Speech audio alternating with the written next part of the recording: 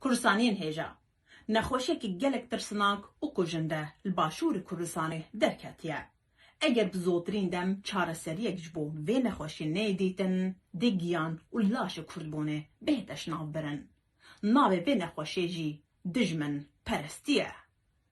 Bi taybet jî di van rojên dawî de em gelek gotinan ji hinek rewşenbîr û siyasetmedarên başûrê Kurdistanê dibihîzin ku bi şanazî ve pesnê mezintirîn terorîstên navdewletî, fermande û serbazê rejêma dagîrkariya Îranê Qasım Silêmanî dikin.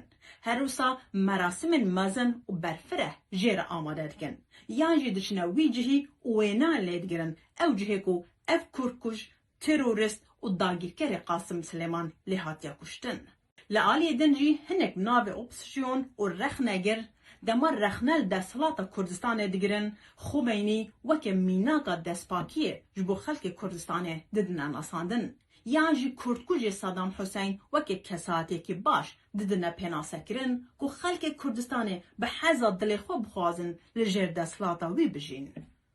Ev nexweşiya ku Qasım Silêman mezin dikin, hem bêrêziyê li hember nasnama Kurdistanê, bêrêziyê li hember xwîna bi hezaran Kurdên ji aliyê din yên Kurdistanê ku ji aliyê vî Kurdkujê Qasım Silêman ve hatine cangorîkirin.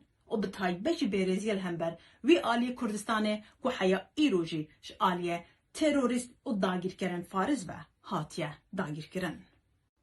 Her wisa başkirina rûyê Saddam Hüseyin ji bo nifşê nû li başûrê Kurdistanê bêrêzîkirina li hember giyanê bi sedan hezaran Kurdên ku ji aliyê Saddam û desthilata wî ve hatine komkujîkirin. Ji xêncê Kurdan hiç ne tewek, ne Ermenî, ne jî cihî naxwazin vegerine serdema komkujiyan. Em hêvîdarin ji zana û kesatiyên Kurdistanê yê bişeref hûn bi zotirîn dem çareseriyekê ji bo vê nexweşiya gemar û bêrewşt peyda bikin.